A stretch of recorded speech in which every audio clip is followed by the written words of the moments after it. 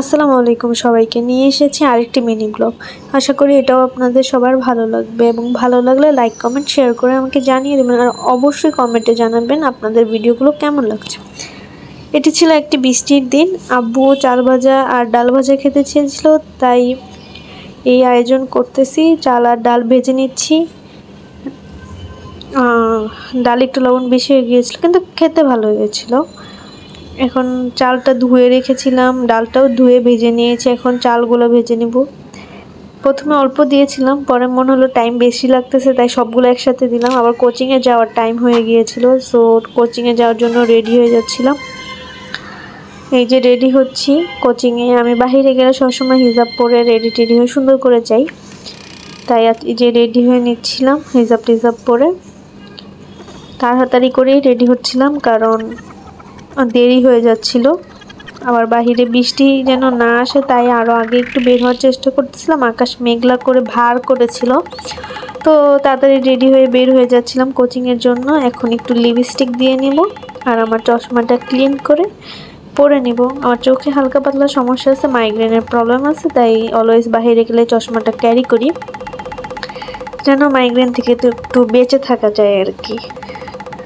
যাদের মাইগ্রেনের প্রবলেম আছে তারা বুঝে যে কীরকম লাগে। এখন যাওয়ার জন্য কোচিংয়ের বই খাতা ব্যাগ গুছিয়ে নিব।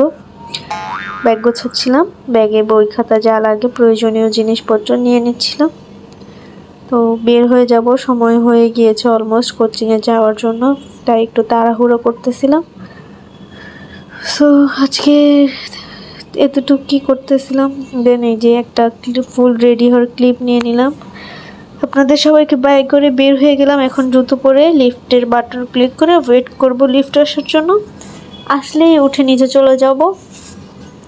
এই যে দেখাচ্ছিলাম, এখনও সন্ধ্যা হয়নি, কিন্তু তারপরও মনে হচ্ছে যে প্রায় এখন মাগরিবের আজান দিয়ে দেবে। অনেক সন্ধ্যা হয়ে গিয়েছে, কিন্তু তখন মাত্র 5:40 সামথিং বাজে। এই যে লিফট চলে আসছে, উঠে যাব এখনই। এই তো এখন গ্রাউন্ড ফ্লোরে চলে যাব। বাটন প্রেস করেছিলাম, করে দাঁড়িয়ে কয়েকটি শট নিলাম আপনাদের জন্য শেয়ার করার জন্য। আশা করি আমার ভিডিওগুলো আপনাদের ভালো লাগবে। যদি কোনো সমস্যা থাকে, কোনো সাইট আপনাদের পছন্দ না হয়, আমাকে অবশ্যই কমেন্ট করে জানিয়ে দিবেন, কারণ আমি নতুন, বুঝি না কোন জায়গায় কোনটা করতে হবে। আপনারা অনেকেই বোঝেন বা কোন জায়গায় আমার ভালো লাগতেছে না খারাপ লাগতেছে, এগুলো অবশ্যই আমাকে কমেন্ট করে বলবেন, তাহলে আমি আমার ভুলগুলো শুধরিয়ে নেওয়ার চেষ্টা করব। এই যে নিচে চলে আসছিলাম, এসে আমি যার সাথে যাব তার জন্য অপেক্ষা করতেছিলাম। তারপর রাস্তায় হালকা বৃষ্টি বাদল ছিল, কাদা টাদা ছিল।